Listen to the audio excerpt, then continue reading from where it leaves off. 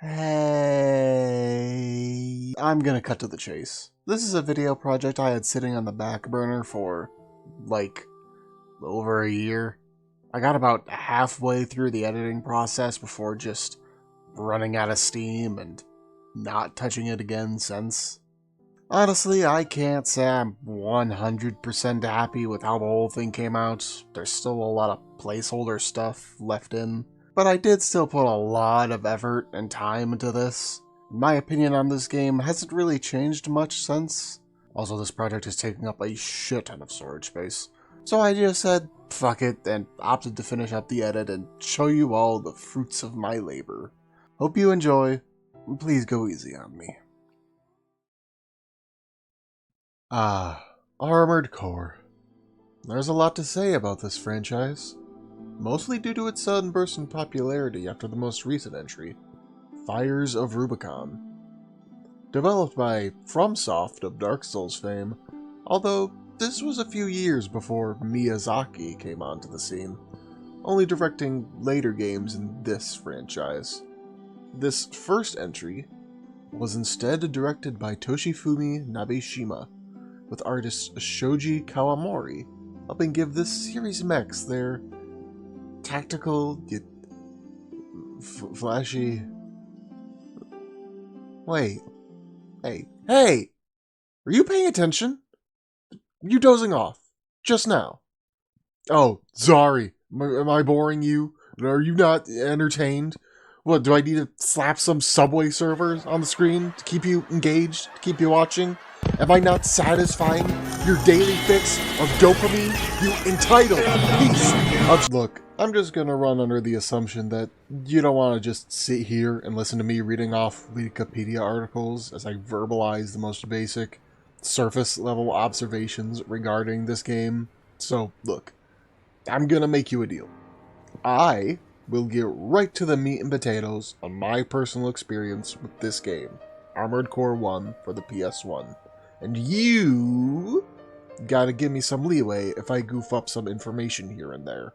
Whether that be something inside the game itself, or regarding its development team, or, literally anything else. AKA, please don't take this video too seriously. I'm just here to make the funny, alright? You want that? You want me to be funny? Alright. Cool. Then, let us begin.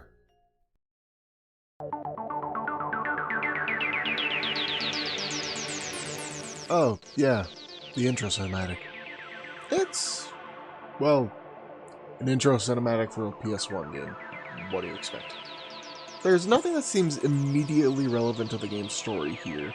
Just some visualizations on the mech building aspect, and an event that appears to be what might be a raid on what might be some kind of military base. This intro seems to more so try to set the tone for the game more than anything, priming players on what to expect going forward, rather than try to actually explain anything about the setting or whatever. Well, that and look at my ultra cool graphics. Something endearing about seeing these old renders and such trying to look cutting edge and impressive compared to what we have nowadays.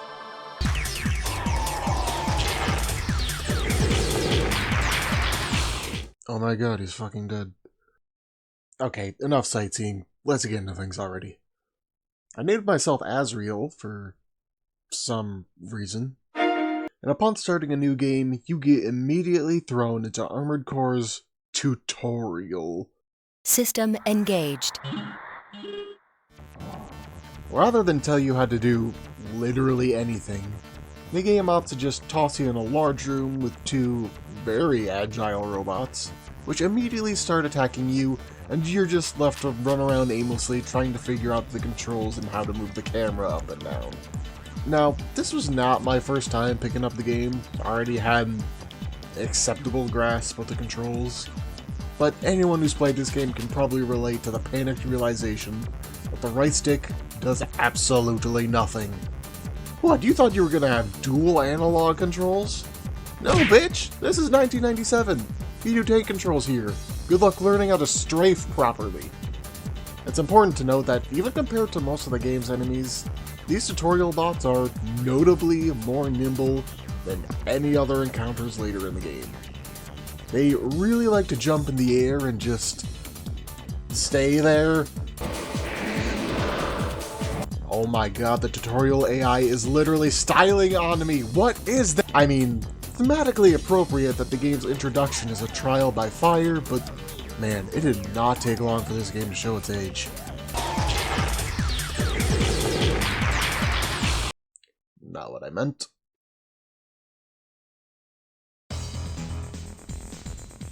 Oh, that's their logo? Good lord, Raven's got a graphic design budget of $20. That is tragic. You've got mail. You are a Raven. Ravens are mercenaries. Go do a mercenary. Okay, Dad. So you got two missions to start out with. The first mission I took, rather than be what one might expect from this type of game, you know, military drills, scouting missions, or whatever, tests you with reclaiming part of a highway that's been barricaded off by working-class strikers that's protesting for better working conditions. The company being protested against, Chrome, rather than actually listening to their own workers, has elected to instead hire a mercenary on the cheap to literally go and murder the strikers. They don't even make it clear whether or not this is actually harming company productivity in any way. Just saying that they don't have time to deal with such trifling matters. Well, that's one way to set the tone. System engaged. The highway bridge honestly makes for a really good first level.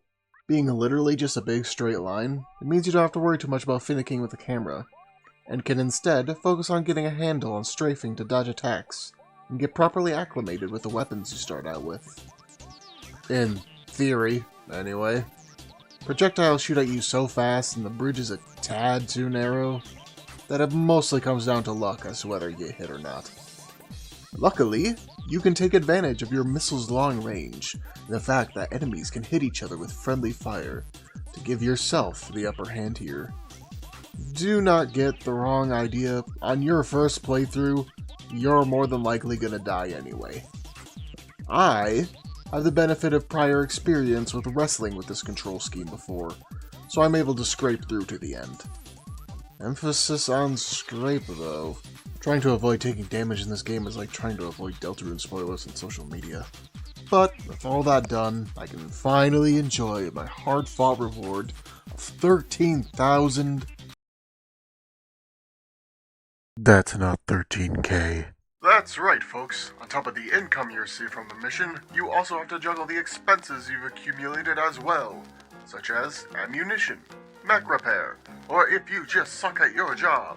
As you might have noticed, I took quite a bit of damage in that last battle. Along with firing those missiles and bullets, shunts a possible profit of 13,000 all the way down to just over 2,600. Splendid!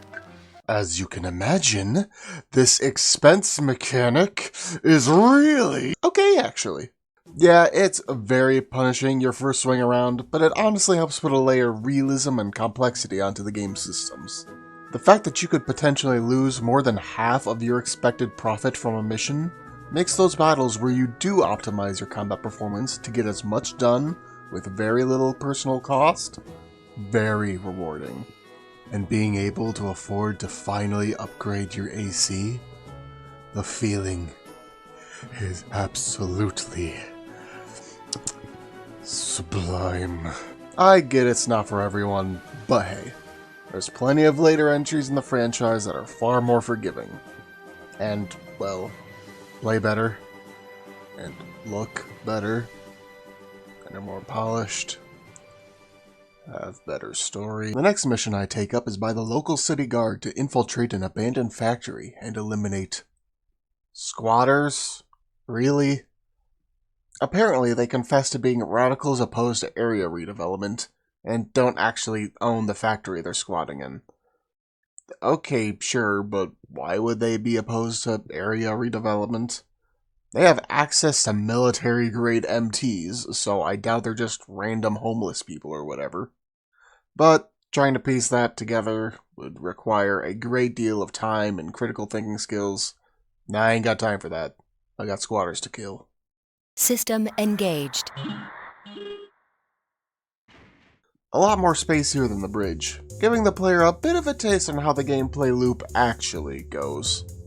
And where a clever player may figure out that they can reduce ammunition costs by instead getting in close and cut enemies down using their plasma sword, reducing the bill you get at the end. Why the fuck am I talking like Mr. Burns? Next mission, destroy some unidentified MT mechs hiding out in the sewers. Why? I don't know. The guard went to investigate and they got aggressive. At least, that's what the client says. For all we know, they could be aware of exactly who these MTs belong to and just aren't telling us. But I mean, hey, probably won't matter in a few minutes. System engaged. Basically, while the guard pushes back the main force deeper into the sewers, it's our job to sit here and pick off the stragglers that get sent our way. This fight feels very one-sided. Honestly, not much else to talk about besides just how unfair this whole battle is from their perspective. Unlike the last missions, these guys don't have the advantage of setting up fortifications or having room to hide behind cover. Just desperately trying to escape an attack from the city guard, only to come face to face with an enemy AC. Target achieved. Did we ever find out what they were even doing down here? Meh, whatever. Use money. Save the System engaged. truck. Okay, look. If you're expecting me to do a rundown of every single mission I did, then you're gonna be disappointed. I mean, the enemies here do seem to be fellow ACs rather than MTs, but it really doesn't make too big a difference. We scuffle a lot, I locate the transport truck, and of course, I single-handedly dispatch all of the— Out of area. Combat halted. Oh. Oh, come on. No warning or anything. Just immediately fail the mission. Fucking... Alright, whatever. I will financially recover from this. Oh, yeah. Quick note. This game does not care whether or not you actually complete a mission. If you fail, you just get shanked with a massive bill with absolutely nothing to offset losses.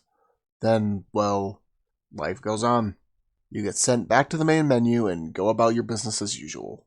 This world does not care about you at all. Lost that last fight? Well, suck it up, Buttercup. Our corporate overlords are too busy leading humanity down the worst path imaginable, and they sure as hell don't care if you get left behind. There are even some missions that are only available once, and win or lose, you only get one shot at them.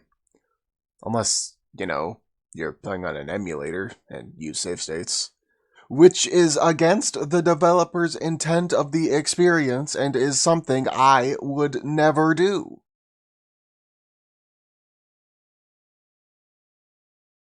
Opting to vent my frustrations by raiding an oil rig for reasons I didn't read. This fight's... no bait and switch this time. This is barely worth mentioning. We never actually fight on the oil platform, instead just becoming Jesus and fight on the water. And after like a minute, your allies shoot missiles and finish the fight for you. Hooray. So like, is there a lore reason ACs can stand on water, or... Raven, this is R. I was established in that email earlier you skipped. Rockamo Millennium wants you to attack a Chrome facility because they have guns. You have guns too? We all have guns.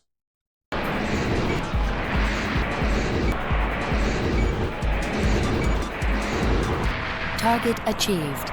Next, Murakumo needs help getting some power plant robots that have gone rogue under control. And by under control, I of course mean these little guys don't actually fight back at all.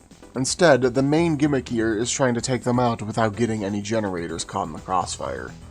And you better not hit a single generator, because if you do, you get a deduction of negative 12,000.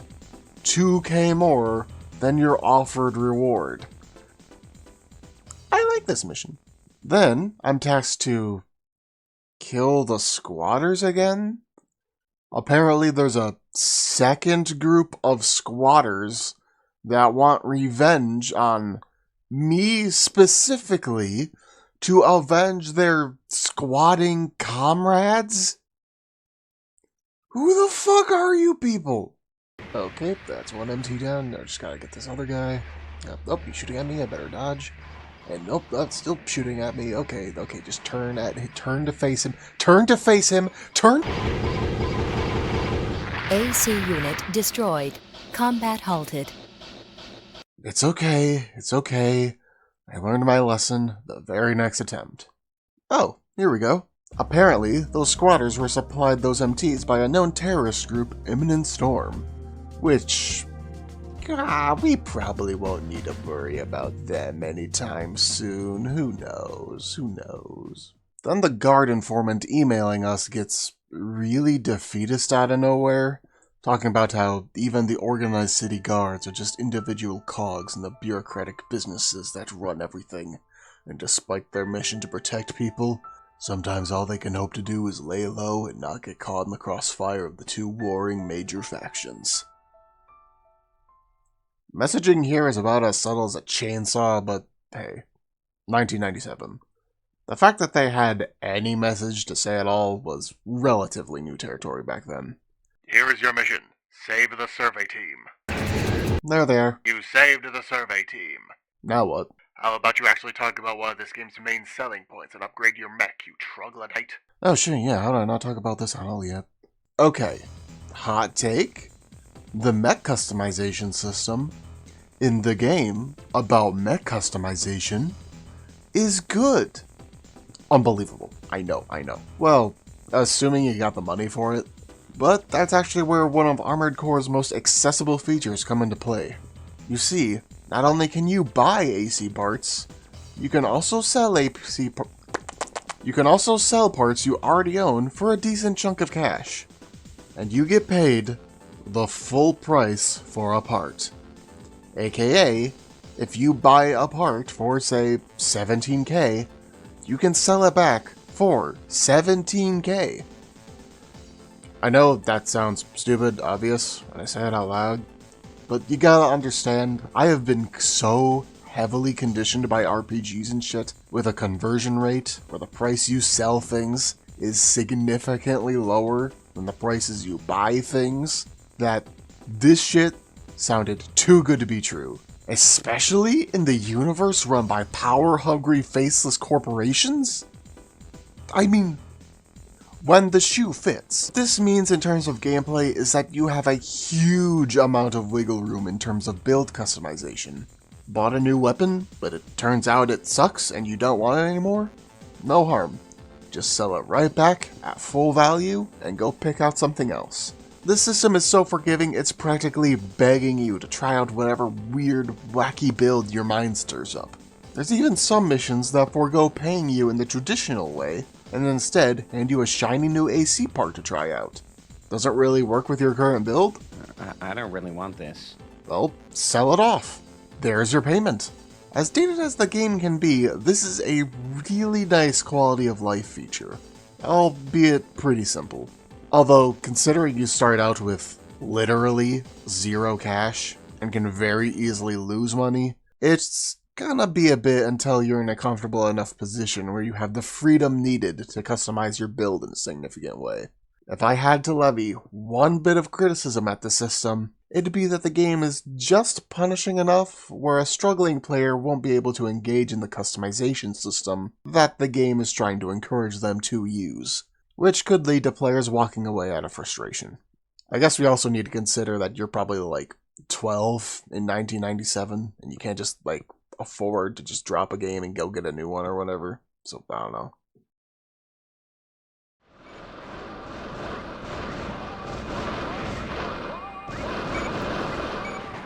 Oh, sweet Liberty, will you hold still for 5 seconds? Get back here, you little shit! Oh, yeah. Forgot to mention earlier during that segment on mech customization, but you can actually design a bit of your own pixel art to wear as an emblem. It's pretty cool. I made mine Asriel, obviously. Gently, was I just on an Undertale kick at the time? When did I... Yeah, ladies. Like my giant blood robot. Please, please, one at a time. One at a time. Oh, hey. Another mission I don't like. This time, Murakumo wants me to protect a train from enemy planes. Now, I don't know if you've been paying very close attention, but the turning speed on these mechs are not fast. Plus, my new custom mech was proving to be more specialized in close-range combat against ground enemies. You know, the type of enemies I've been fighting almost exclusively so far until now. So... Raven, this is R. Yeah, you established that already. Chrome wants you to go into a populated city center and wreak wanton destruction on public infrastructure. What? Oh, also, they aren't paying you up front. Your income is entirely dependent on how much stuff you destroy. What? Also, 2/3 through the mission, a high-ranking Raven AC known as Valkyrie will appear to kick your ass. Good lord, I could at least kinda get behind the other mission objectives. You know, like how it'd benefit the client or whatever, at least. But this is just literal terrorism. What benefit could possibly... Hold on, did you say enemy AC? Oh god, oh god, oh god, oh god, oh god, oh god, oh god, oh god, oh god, oh god, oh god. Defenses damaged. Halting combat and returning to the nest. Negative 3,700. I am now in debt. Yeah, not only can you lose money from a mission, but if you suck enough, you can literally go into debt, which needs to be paid off. Luckily, I'm not too far in the hole. I can make that back pretty easily. Just be careful about how much debt you accumulate. Otherwise, you might...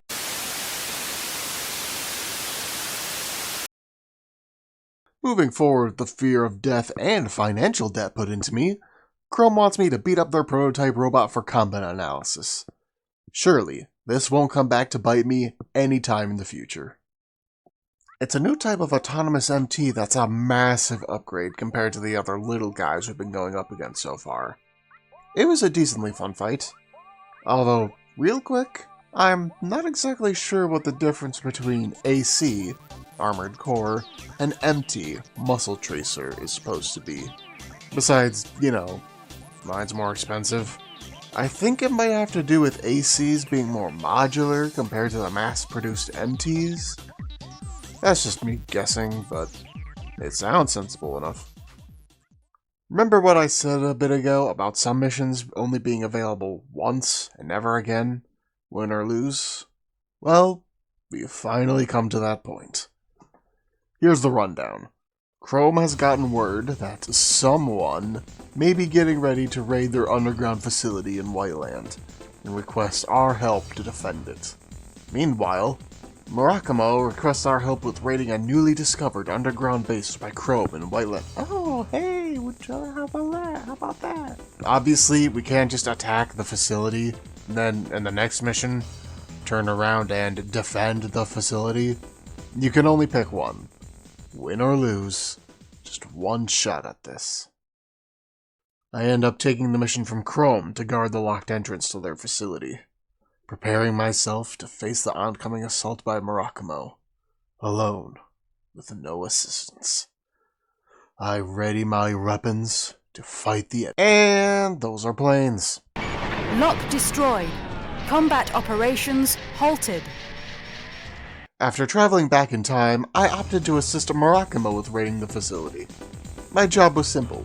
Drop down to Whiteland, destroy the lock to the entrance of the facility, and get out, letting Murakumo handle the rest. Although I do get paid an extra bonus for every enemy I destroy. Nice. Wait, I was just guarding the door. And I was the only one there. There weren't any- Will arrive in 6 minutes. Find the entrance before...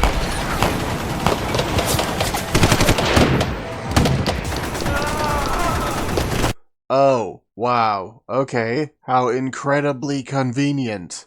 Where were you fuckers when I was on your side, huh?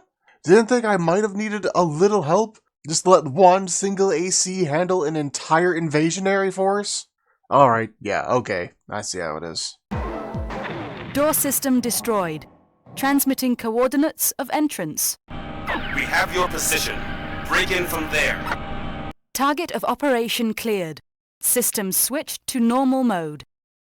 I get a report on how the raid went by Murakumo after the fact. Apparently, the battle went off without a hitch. All thanks to my incredible skills as an AC pilot. Oh, please. You're too kind. They then go on to complain how Chrome is a bit too forceful in their strategies and morals. That they just aren't fit as leaders to guide humanity to live above ground again. Of course, only Murakumo is capable of pulling such a thing off, as morally as possible. Yeah, sure. You know, I've been kinda glossing it over so far, but the story in Armored Core holds up shockingly well. So far, the game hasn't pulled me away from the experience to explain any lore details directly, instead trusting that the player will be able to pick up on plot details through natural dialogue. Well, as natural as a literal email system can get anyway. The world of Armored Core is one of a post-apocalyptic, capitalistic dystopia. After some unspecified calamitous event simply known as the Great Destruction, the remnants of humanity were mostly forced underground, building their cities in massive shelters and having to rely on money-grubbing, power-hungry corporations to see their needs met. Said corporations having so much influence that they've effectively replaced political governments as the de facto ruling bodies of civilization. Both sides repeatedly engaging in covert operations, retaliatory attack after retaliatory attack, constant espionage, and seemingly doing everything in their power to keep down the working class citizens they claim to be acting in the interests of. These companies constantly go out of their way to tell you, no, we're not the bad guys here. It's those other guys doing the exact same thing as us that are evil. They wax poetic about wanting to help humanity, about having everyone's best interests in mind, but will turn around and have their own workers murdered in cold blood the moment they start asking to be treated better. It's world building that strikes kinda close to home considering the current economic and political landscape. I mean, yeah, we haven't reached the point where corporations are literally executing people in response to labor unionization or striking for better working conditions, but I don't doubt they'd probably like to. And keep in mind, 1997. It is legitimately shocking just how well this game handles diegetic world building without stopping to spell anything out for you. This is all stuff the player learns just from going through the game normally. And if you don't care about it, you don't have to even acknowledge it. Just don't check your email, forehead. People always praise Dark Souls for revolutionizing the gaming landscape when it comes to diegetic storytelling. But clearly the guys at FromSoft had a very solid grasp of this concept long before Dark Souls was ever even a thing. Yeah, okay, fair enough. The mission isn't honestly too notable beyond its title. Just one big minefield with pretty easy tanks to take out. You do get an AC part for it, though, so hooray? Apparently the Moonlight Greatsword can also be found in the game, but I haven't gone that far yet.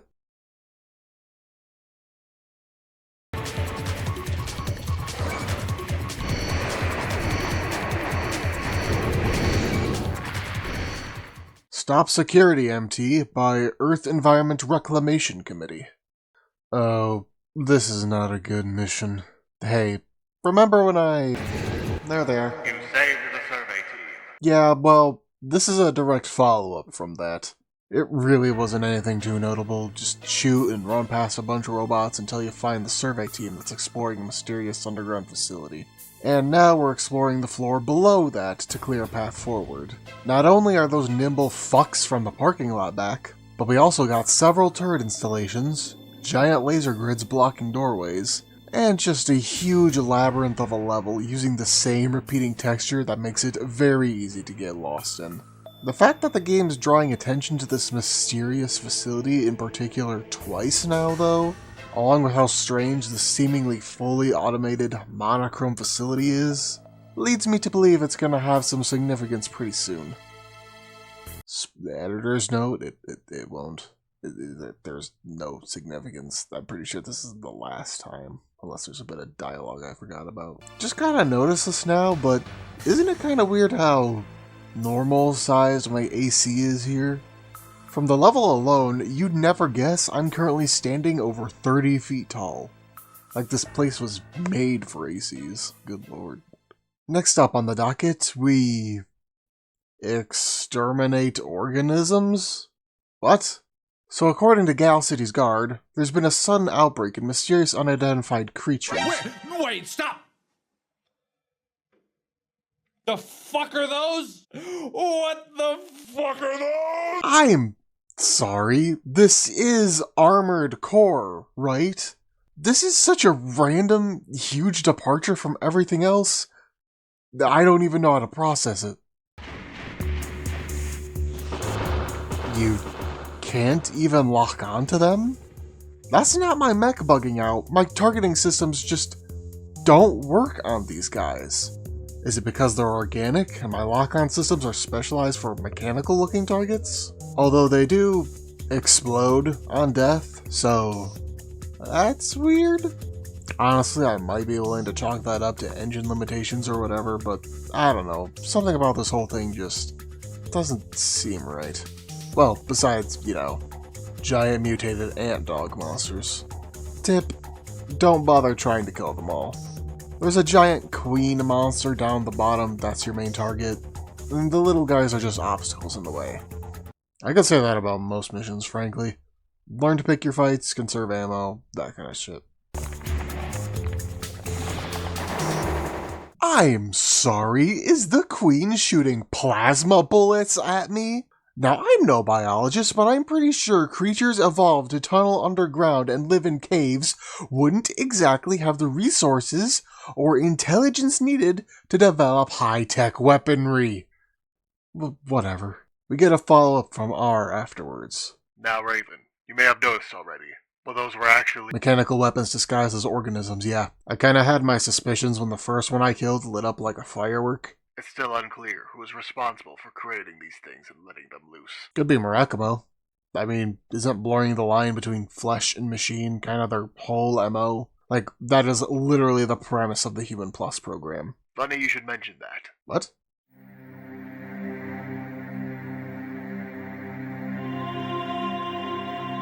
Buried in all the other mission requests, there is one that sticks out in particular. Not because of some weird accidental reference to a future game, or because it's such a departure from previous missions, but because of how much the reward is. 5,000 credits. Keep in mind, the very first mission in the game pays 13,000. It's almost comical how little they're offering. A test subject from Murakamo's Human Plus experiments has taken his old AC and escaped from the lab. Apparently, one of their tests has left the subject mentally deranged and incredibly dangerous. He then moved his way above ground and scaled to the top of a set of skyscrapers. The mission is simple. Follow him up and destroy him. We can even keep one of his AC parts. Murakamo says they regret having to resort to such measures, but there is nothing else we can do. Yeah, sure. Main system engaging combat mode. There's no music here. Nothing to get you hyped up for the battle. You walk onto the roof, and the fight begins. The battle takes place on a set of 3 skyscrapers. Not much footing, so you gotta watch where you're standing. The subject doesn't waste any time, immediately swerving behind cover, leaping between rooftops, taking pot shots. But it doesn't matter. It's not even a challenge, really. He's kinda nimble, but it's clear immediately who has the upper hand here. Maybe that's why Murakamo's payment is so low. Maybe they knew that he wasn't any real threat to worry about. But here we are all the same, ready to gun him down.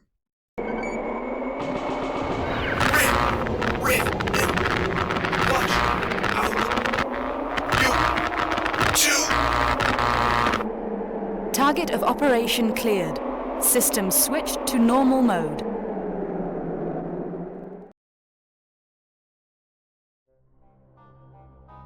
$1,485 credits. After expenses, that's how much his life was worth. The gun I killed him with had more monetary value than his own life. Mission complete, Raven. Order is restored.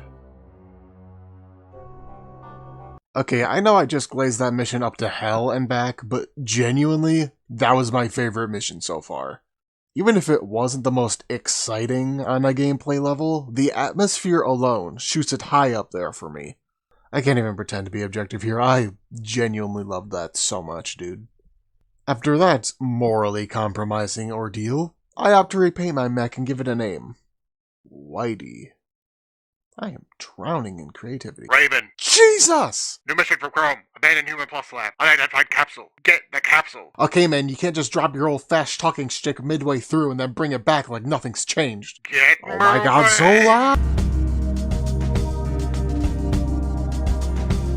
So this mission is a bit...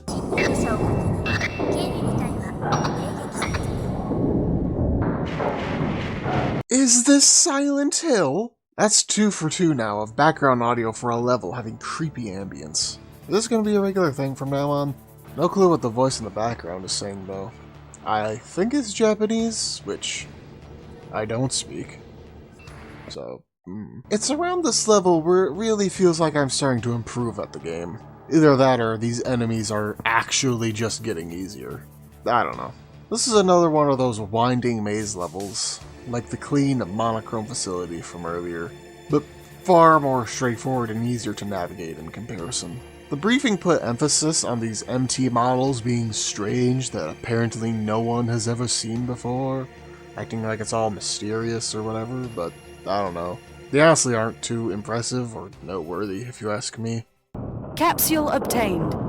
According to Chrome, the capsule was actually extraordinarily old, long before the Great Destruction, and considered this was found in an old Murakamo facility, which, as far as I'm aware, only formed after humanity went underground.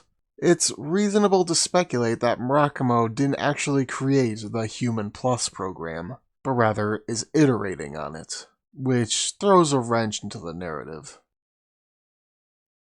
Honestly, my head's still at that creepy voice that was going on. Like, what was that? I opt to start the session out by taking a look at the Raven's Nest ranking leaderboard. Yeah, so there's this in-lore scoreboard showing how you rank alongside all the other pilots in the Raven organization. Lets you get a sneak peek at your fellow pilots. And potential targets. Yeah, as it was so kindly demonstrated by Valkyrie, just because you all work for Raven does not mean you are allies, and it's totally common for other Raven's missions to conflict with each other, leading to constant infighting. Feel a bit odd that Raven has no sort of code in place to stop their pilots from all killing each other, but hey, who am I to question their bottom line? Notable figures include Boss Savage and his sledgehammer, which just floods my head with big boss jokes. Kamui, who named his AC after himself. Lynx Minx and Pretty Kitty? Okay. Bararu Teorizaru, piloting Fafnir. And our old friend Los Vais in Valkyrie. And of course, the top-ranking Raven, Hustler 1, in their AC 9-ball. Not a whole lot of info regarding this one, but the fact alone that they're in the #1 spot says a lot. But I doubt he'll be a problem anytime soon. Yeah, that was sarcasm. I recognize a Chekhov's gun when I see one. Or Chekhov's mech, in this case, I guess. I don't know. Like, I don't know if that would really follow the transitive property. I'm just making this up as I go along, let's be real. He might be a problem sometime soon.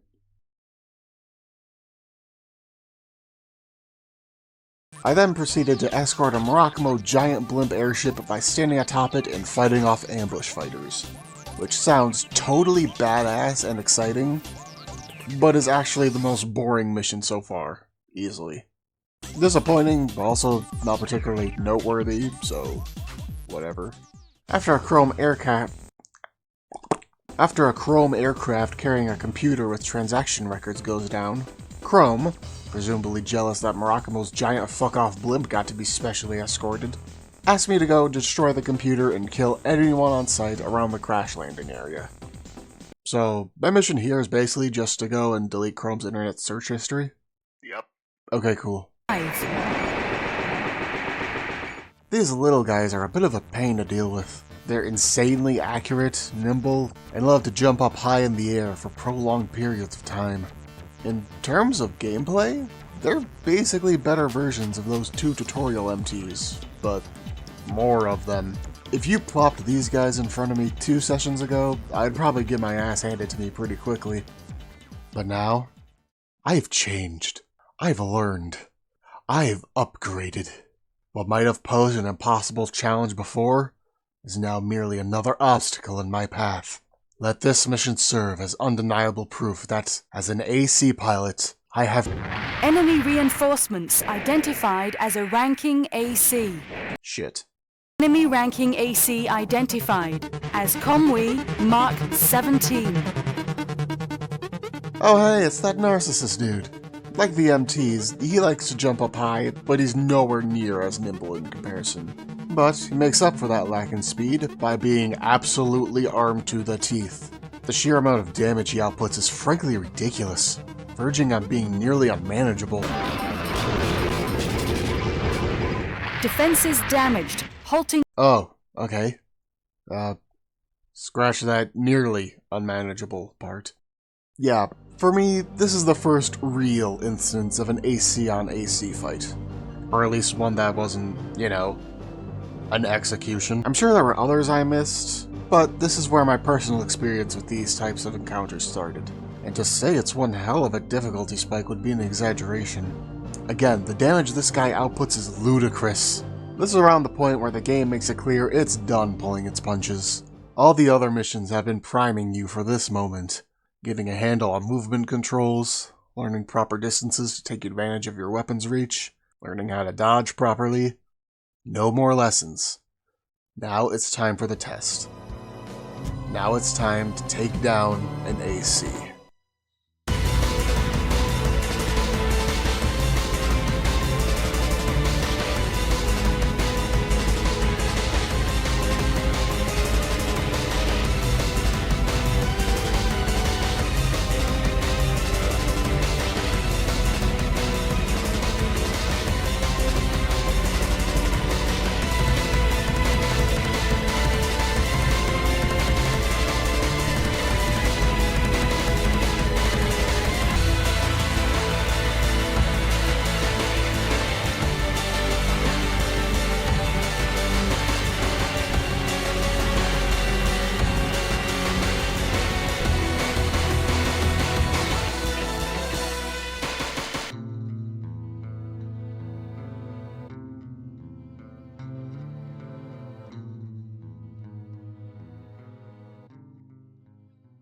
Huh, so this is what it feels like to be Valkyrie. Oh my god, guys, look! It's another Chaos MT prototype! Oh, it's basically the same, really. It might have higher stats, might, and the new city arena grants it more cover, but it's still perfectly doable. It's a fun fight, if not a bit underwhelming. Like, they really didn't change a lot between the last mission and this one. Very good.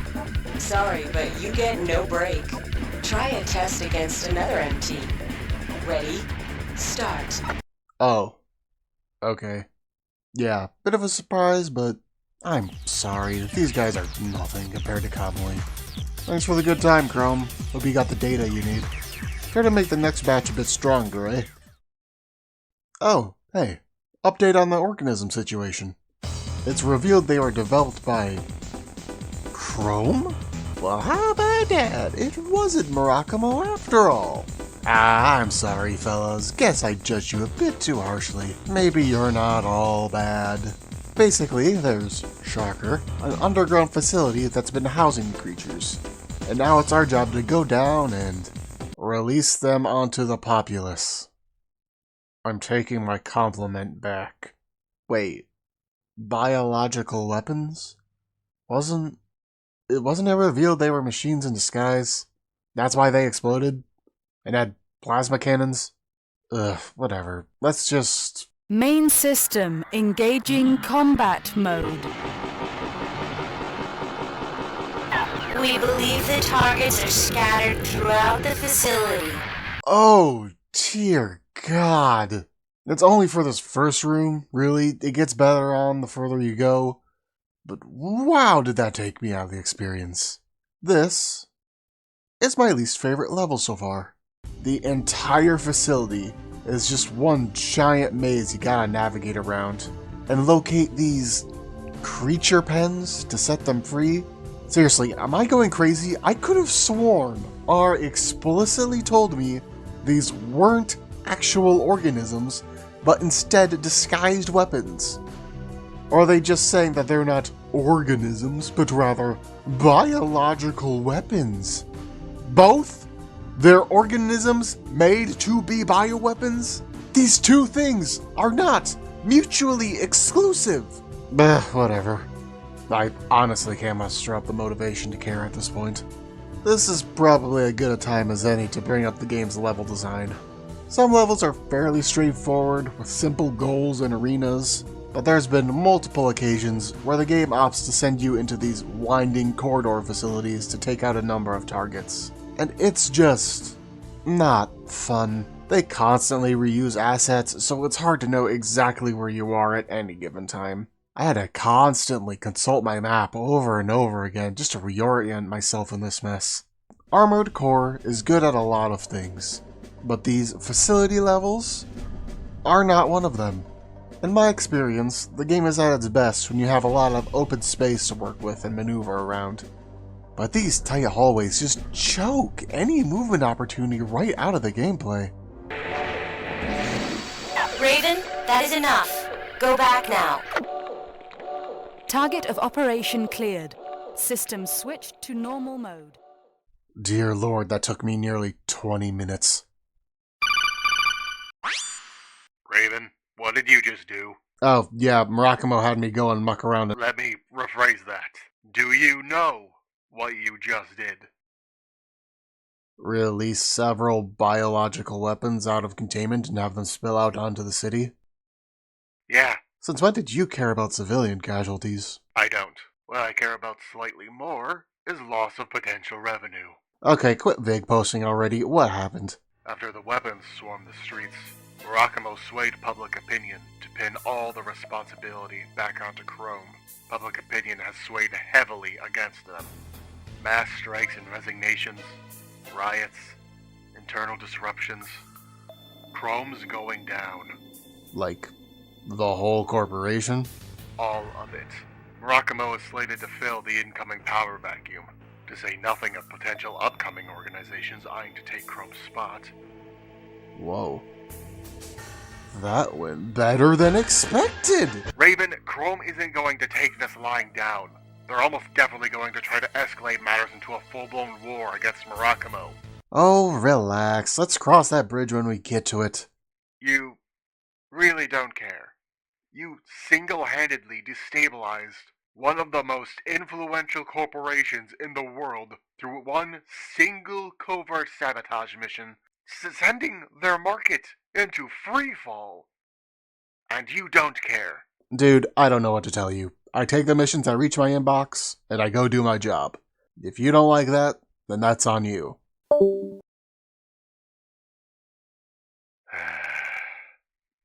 Looks like you're right about him being a problem. Oh hey, the Raven's Nest holding an AC battle invitational. Yeah, sure, why not? I'm probably gonna be fighting more ACs from here on out, so I could probably use the practice. Shouldn't be anything to worry about too much. With your skill, one-on-one isn't a fair fight. So we have evened things up with a bit of a handicap. I'm noticing a pattern here. So yeah, I'm up against Fefner, and some other guy nobody ever bothered to mention the name of. They aren't quite as heavily armed as Kamui, but are still deadly fighters in their own right. Just dodging one of these guys would be a hassle, but having to deal with constantly getting flanked by the other is a huge hurdle to get over. They said they pitted me against 2 fighters to make it a fair fight, but I do not have that much experience against other ACs.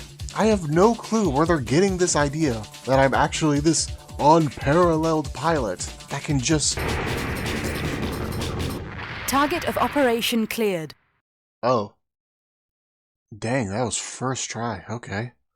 Genuinely didn't expect that. I guess I really am better than I give myself credit for. I then get a request from Boss Savage of all people, who has impeccable grammar.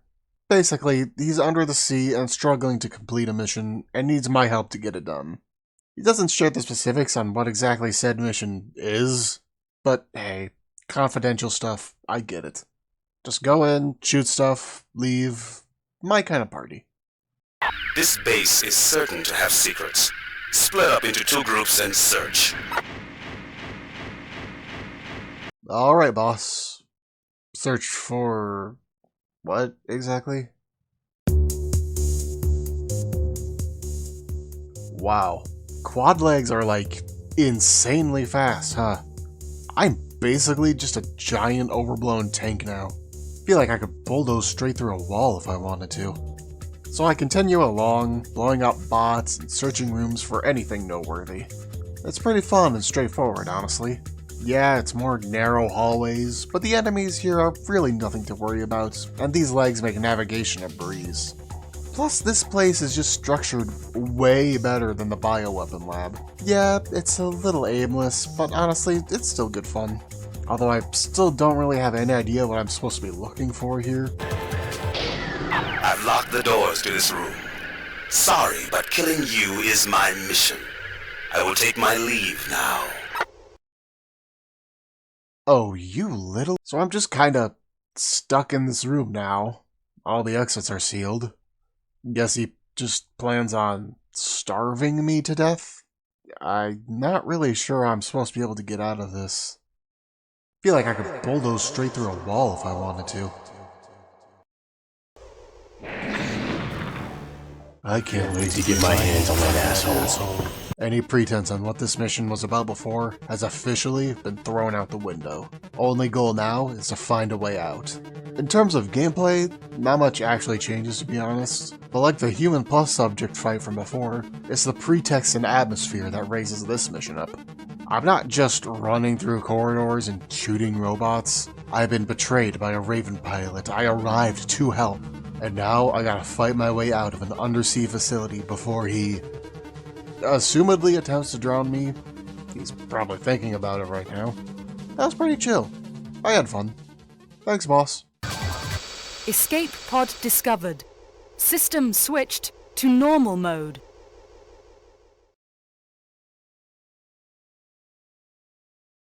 Oh, right. Yeah, I guess it makes sense he wouldn't pay me. Dick. I can't wait to get my hands on that asshole. I do wonder who paid him to try and take me out, though. Well. I never imagined you would make it back alive. Honestly, I can't say that was too challenging. All he really did was lock me in a room for like 20 seconds. Also, who the fuck? Seems I underestimated you. Well, you certainly showed me. Should have guessed the new up-and-coming star wouldn't go down that easily. If you want me dead so bad, how about you come and do it yourself? Bad guy? I have no idea who this guy is. We shall meet again someday. I look forward to it. Well, that's mildly concerning.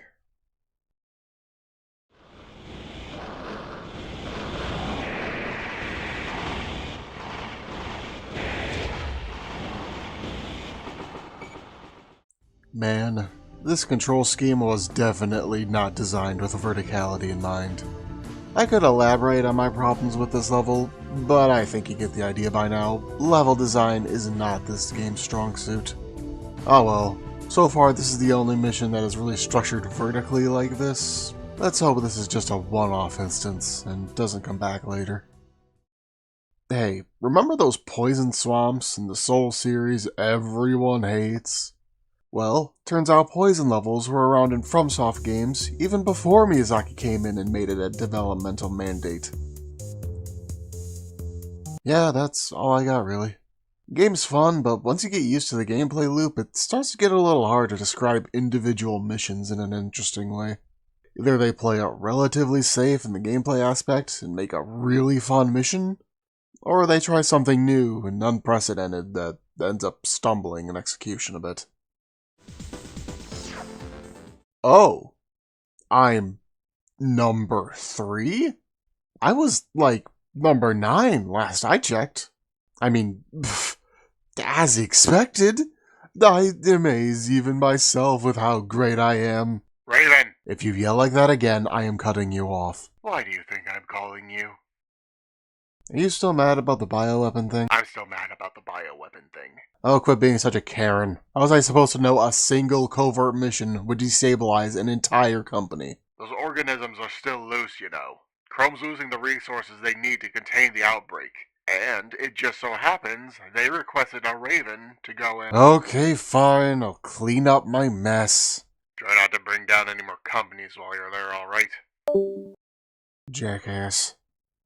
Hey, remember when I went on that rant about how bad the bioweapon lab mission was, and all the reasons I hated it? Well, hooray! I get to go back and do the exact same level again! Yeah, the enemies this time are those organisms instead of MTs and turrets, and I now have a rough idea on how the lab is laid out, but it doesn't help much, honestly. Luckily for me, that means there's nothing too notable to go over, so I don't really need to talk about it anymore. Target of operation cleared. They're all dead now. Now I can finally go forward with a clean conscience. Oh, sorry. That's my foreshadowed plot point alarm. Let's take a look. Apparently, those squatters were supplied those MTs by a known terrorist group, Imminent Storm. Which... we probably won't need to worry about them anytime soon. Who knows? Who knows? Oh. Hey folks, have you ever been curious as to how exactly all these underground cities are supplied with clean, breathable air? Well, apparently, Imminent Storm got curious too, and decided to go check out the air cleaner site above Isaac City. They're so curious, in fact, that they've begun a full-blown occupation of the site, and are demanding the immediate dismantling of Murakamo, citing that they are the ringleader of social decay. And I mean, you're right, but you're wrong. The air cleaner site consists of one giant central fan site, with several narrow tubes leading in and out of it. Now, you see, this is a good example of how to do a large, sprawling level well. Include a large, central landmark to ground the player's exploration of the level, encouraging them to explore without needing to worry about getting turned around.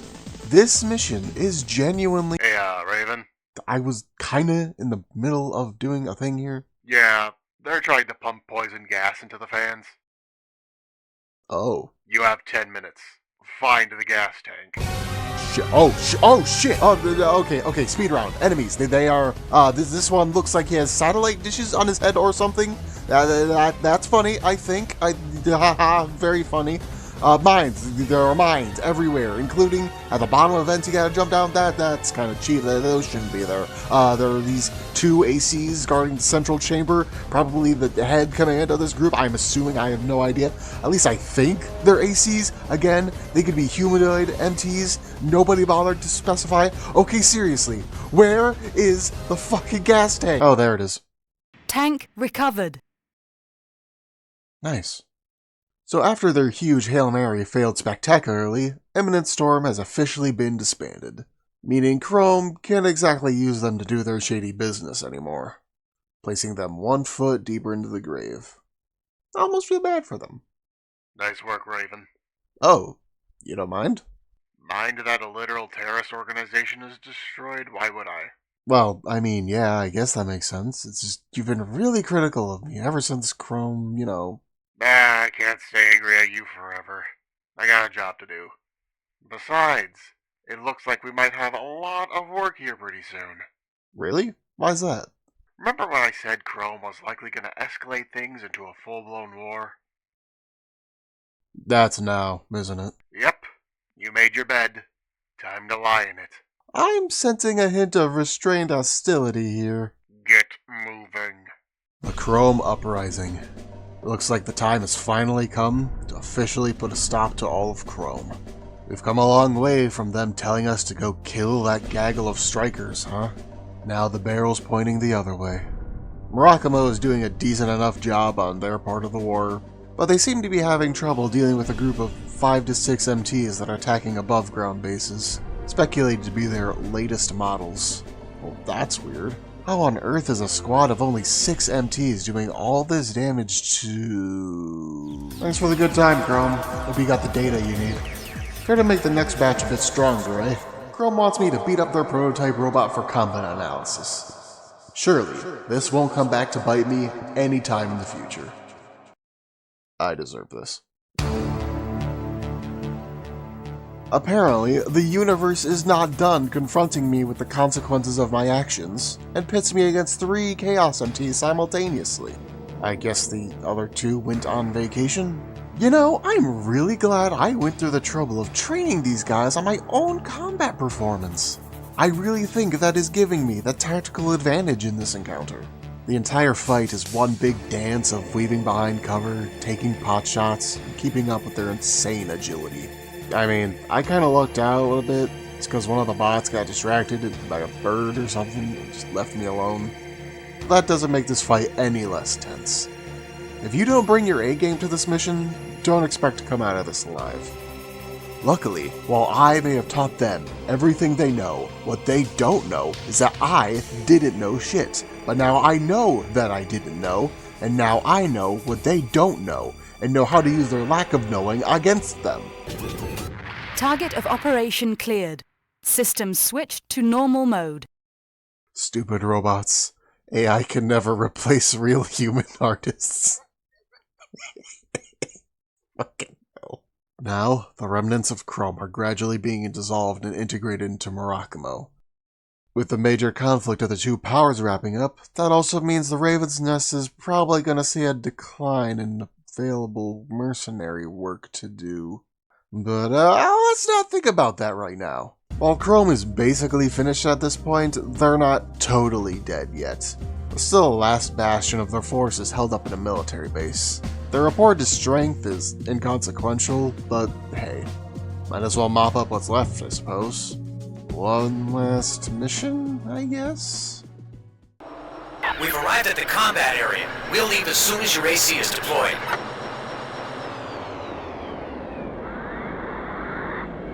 Main system engaging combat mode.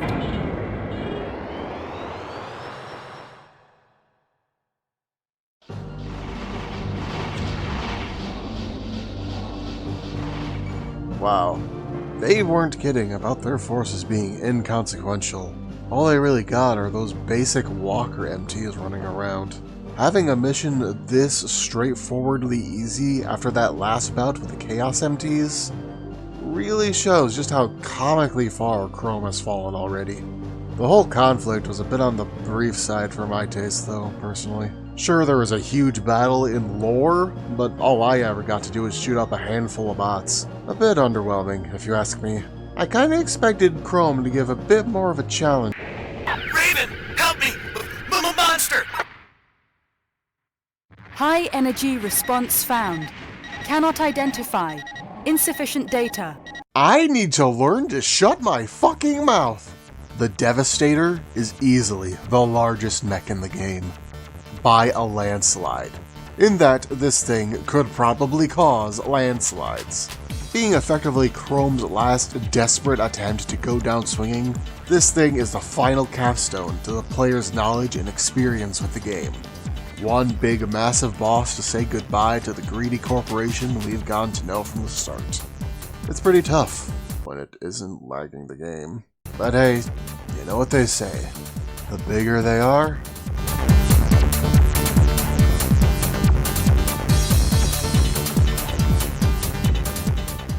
the harder they fall. That was corny as all hell. And with that, the saga of 2 warring, corrupted companies finally comes to a close. Finally, humanity can breathe and know a semblance of peace that long last. If only it were ever that simple. The struggle for market share between Murakumo and the up-and-coming Verge Company is becoming more and more intense. Future developments look interesting. So, nothing has changed after all.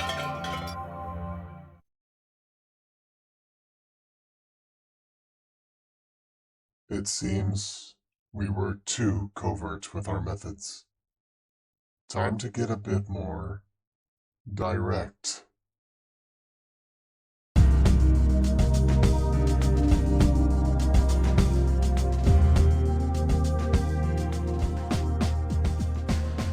Wow.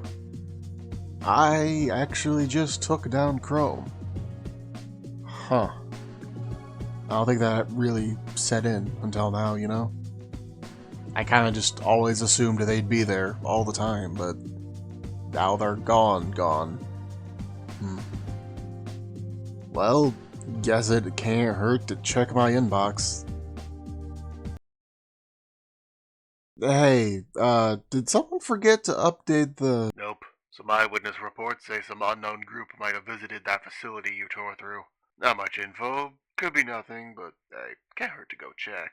You want me to go double check? What kind of briefing was that? That's so hapdash.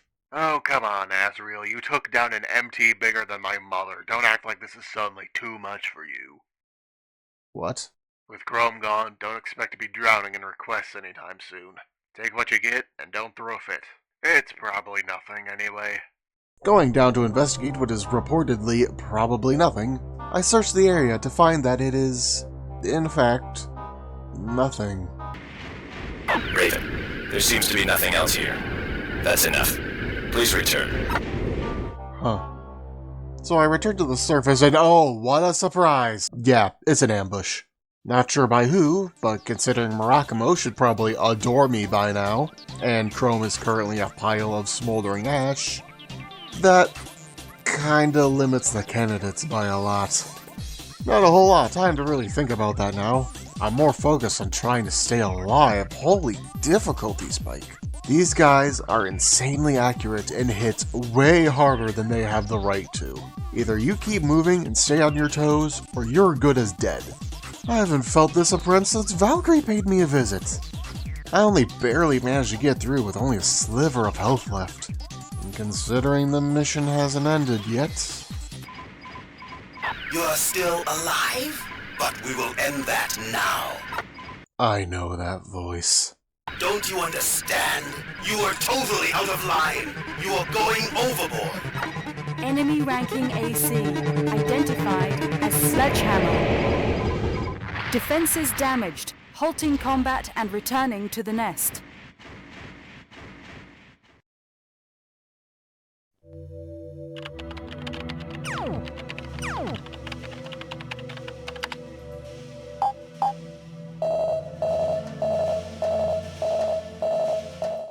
Yeah, unlike basically every other mission, if you die here, you die. No build offset, your guy is just dead. Until you reload your save to try again. Spoilers! This is the end of the game. And I guess the devs didn't want to totally piss off their players by risking putting them into debt during the last missions, so they just opted to boot you right back to the menu to try again. Plus, they also have a lore reason behind why you would actually die here. Not sure why Boss is so mad at me, though. I mean, it's not like I'm singularly responsible for the total upheaval of the economic status quo as we know it, and by proxy, heavily crippling the AC mercenary market as a business. Okay, yeah, never mind, I completely understand. Well, I did want to get my hands on that asshole. If I can make it back to him anyway. And here I was thinking I was getting good at the game. The difficulty spike is vertical. I'm really not sure how I'm gonna be able to... Wait. Tip, don't bother trying to kill them all. There's a giant queen monster down the bottom that's your main target, and the little guys are just obstacles in the way. I could say that about most missions, frankly. Learn to pick your fights, conserve ammo, that kind of shit. That kind of shit. That kind of shit. Surely, it's not that easy.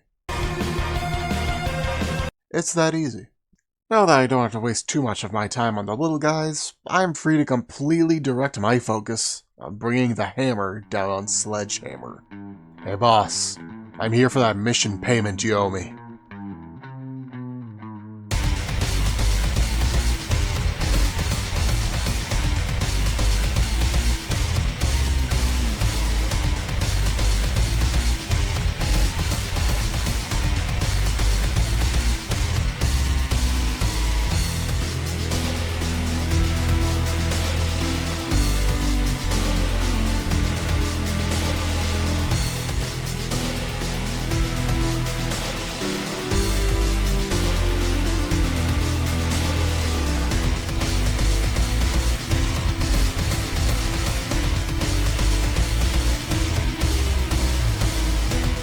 Target of operation cleared.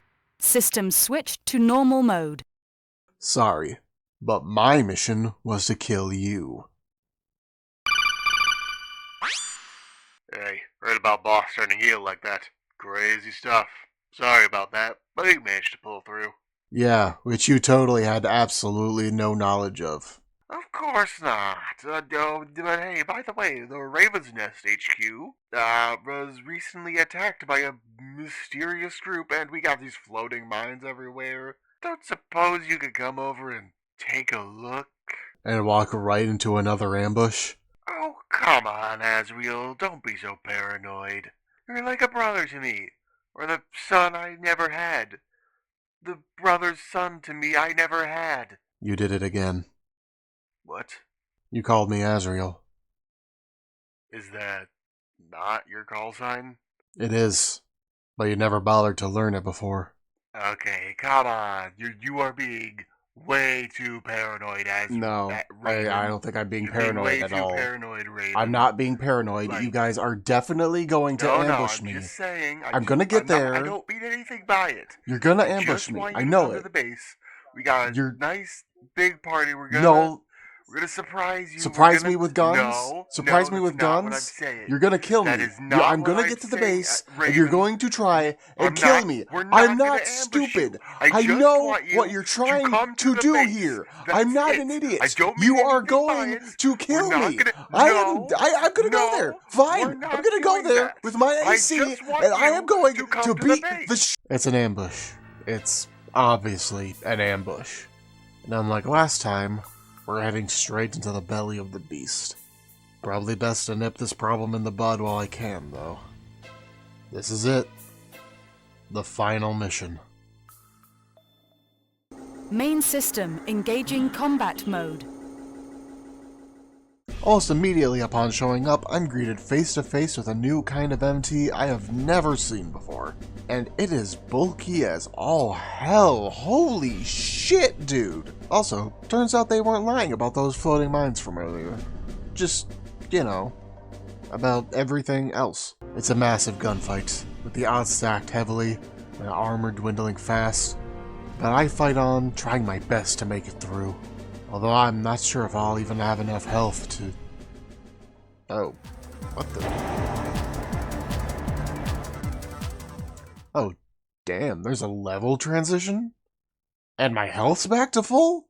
This is literally the only mission in the game that has ever done this. Okay. That bodes well for me. Stop such foolishness. Oh, okay, I'll just go die then. You are too powerful. You are chaotic. You are a threat to order itself. Your impulse behavior will only bring humanity down a much darker path. Ah yes, and having your human rights violated by penny-pinching megacorporations is such a bright future. If you will not cease, then I have no choice but to engage in my most oppressive, demoralizing strategy. Which would be? A half-baked prolonged platforming section. Oh dear God, no, please!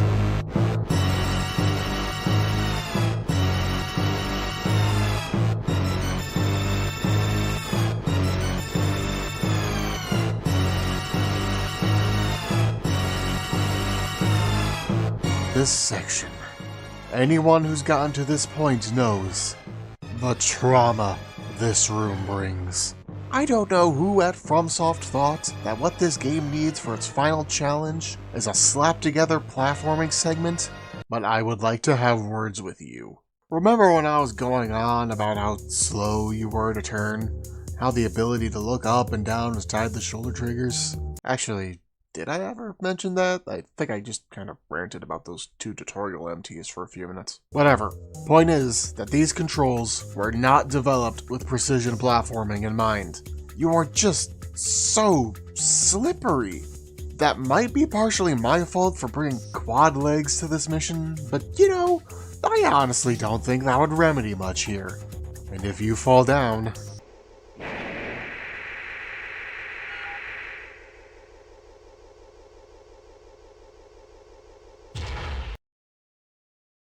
don't fall down. For context, the average mission in this game, outside of a few outliers, usually lasts like anywhere between 5 to 10 minutes. 15 if you're really slow. This last mission took me, and confession? I was cheating. Yeah, I started using save states after a while, because ain't no way in hell I am climbing through all that shit again. I did climb through it a second time, you know, then I started using save states. Besides, the usual death penalty is absent here, so, like, it's just a time save. If you're on an emulator and you reach this mission, please, just use save states. No shame in it. This section is bullshit. But after a long, grueling climb, I eventually make it to the top and continue deeper into the base. Resistance is futile. Your continued interference will only result in more casualties. Okay, man, are you gonna get out here and fight already, or you just plan on monologuing until my head spontaneously combusts? Your fate is sealed. Enemy ranking AC identified as 9-ball. Oh. Shit.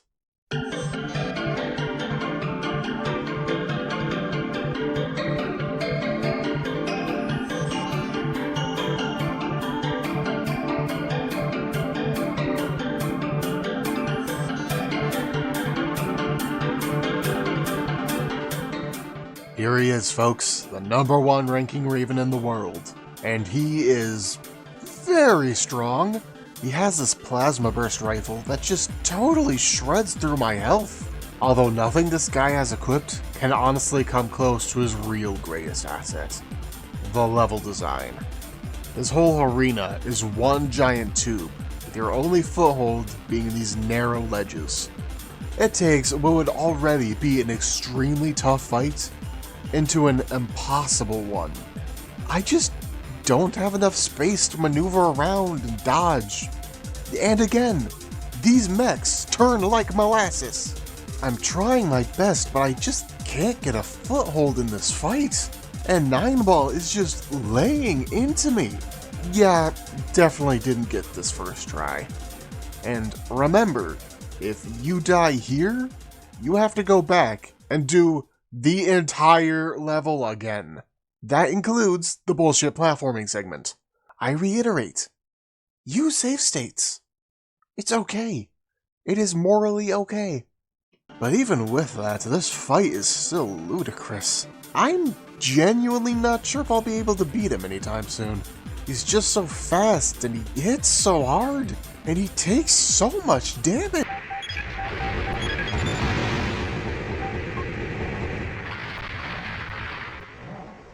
Oh. Okay, scratch that last one. 9-ball seems to be quite the glass cannon, as it turns out. At least it's over. But the mission isn't over yet, so let's keep going, I guess. That was a bit underwhelming. Buddy, you are nothing compared to the nightmare I just went through. So I go down this lengthy corridor until I eventually reach another completely identical mechanical tube? Okay. What, is there another completely identical 9-ball tube? I was joking. Why does this always happen to me? No, yeah, there's just another 9-ball waiting right after the other. That's not me being hyperbolic either. This is literally a second 9-ball AC. 2 9-balls. 18 balls. No wonder you're top of the rankings, you hacks. There's 2 guys filling 1 role. That's cheating. Yeah, fighting just one of this guy is already a monumental challenge in of itself. 2? Forget about it. What am I even supposed to do here? These guys are just too strong to deal with. They deal so much damage. I don't have enough area to move around. There's just too much. I can't do it. Although, the game never actually told me to stop and fight them. The exit's right there. Don't suppose I could just... Okay, yeah, you can just straight up leave. Can't beat 9-ball? Just don't fight him, forehead. Really bold move, letting players just literally skip the final boss of the game. Both of them. Normally, I would have taken the honorable way forward and fought them both. You know, if this game wasn't Armored Core 1 for the PS1. Look, I'm sorry, but that platforming section earlier just completely drained any goodwill and patience I had. Finally, after fighting my way through the Raven's Nest HQ, a computer? Come no closer. Wait a minute. Are you? So you figured it out? Yes, the top-ranking AC pilot and the overseeing AI for the Raven's Nest is me, Hustler 1. Oh, that's why there were 2 9-balls. Okay, that's a neat little twist, honestly. I like that. Also, what? I'll confess, I did not expect things to end quite like this. To get to this state, I knew you were immensely skilled, but clearly even my most generous estimations were off course. Give me one good reason why I shouldn't riddle you with holes right now. From the beginning, I have only acted with one solitary goal in mind: to bring order to humanity, to act in order to protect its longevity. I'm failing to see how letting 2 heartless, trigger-happy corporations run everything is meant to be very orderly. Truth be told, things did not start this way. The original intent of the corporations was to bring peace and stability to mankind, while it was still in its most fragile state. For all their failings, it is undeniable, they kept a sense of order among the populace, even if it is a fragile order, even if it came at a cost. Their continued presence was a necessary evil in the grand scheme of things. In time, you may come to see my reasoning. Okay, yeah, dude, I doubt it. That is terrible logic. You are a literal supercomputer. How are you this dumb? Really now? Dumber than the person who's been sitting around letting their enemy monologue while failing to notice what's right behind them? What the hell are you? Oh shit, I never killed 9-ball. Die, die, die, die, die, die, die, die, die, die, die.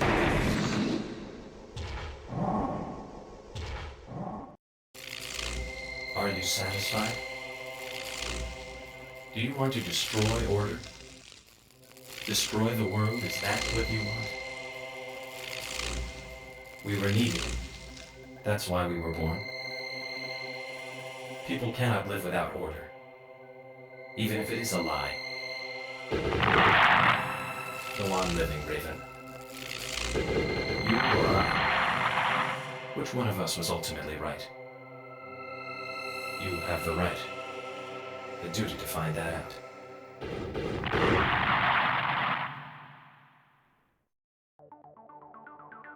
And so, with the Hustler 1 AI destroyed, Armored Core officially comes to a close.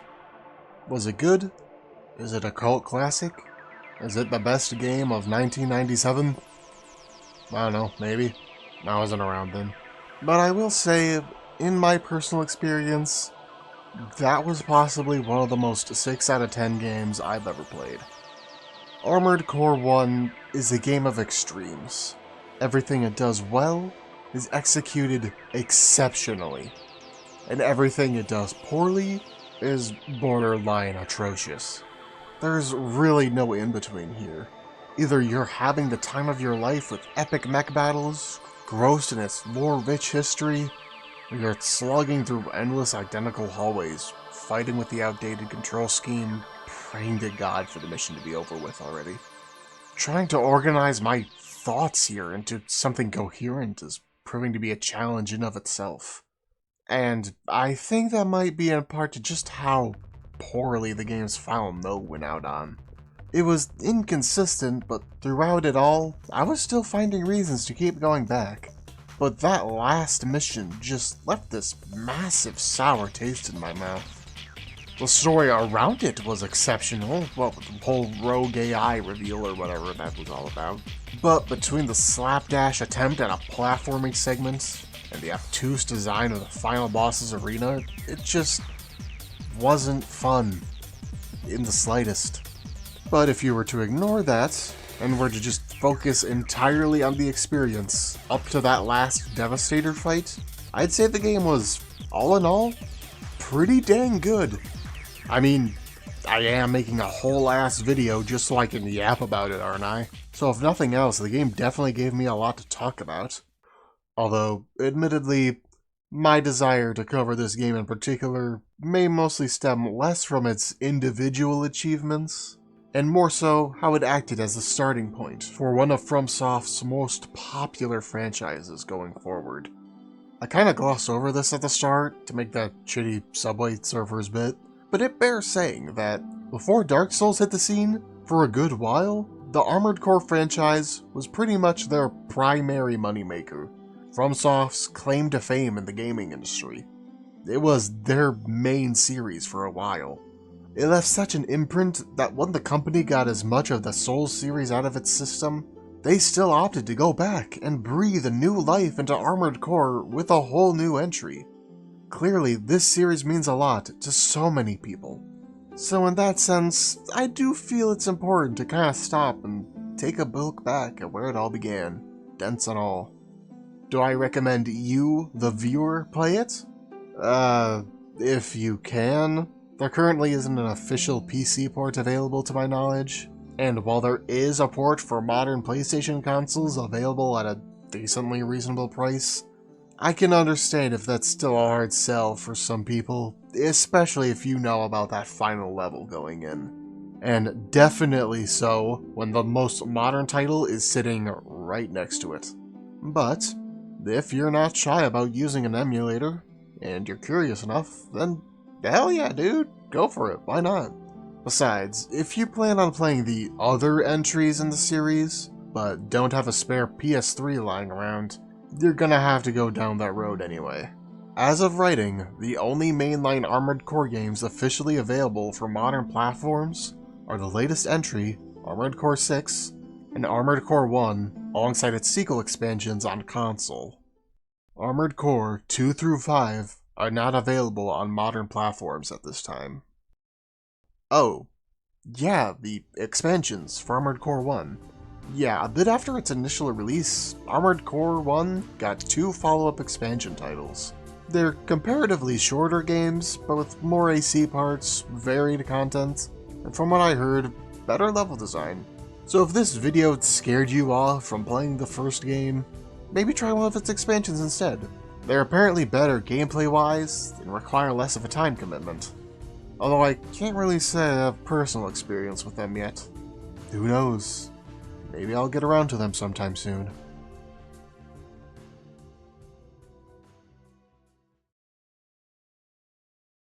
Hey, future me, back to send you off. Did you like it? Were you entertained? Kinda cringe? Yeah, it was kinda cringe. But hey, at least it's over with. There's a good amount I would have done differently, you know, if I had any motivation for this left in my body. Like, those bits where I LARPed as R and H1, yeah, those were initially just intended as placeholders. I was gonna try and gaslight some friendos into voicing them, but that would have just made this video take even longer, and frankly, I'm ready to move on. Will I make a follow-up video on Project Phantasma? I don't know, maybe. If this video gets like 2,000 billion views, then sure, why not? Otherwise, I honestly wouldn't hold your breath on it. This took so long. But anyway, I've kept you long enough. Thanks for watching all the way to the end. I really hope you enjoyed this little side quest of mine. Bye-bye.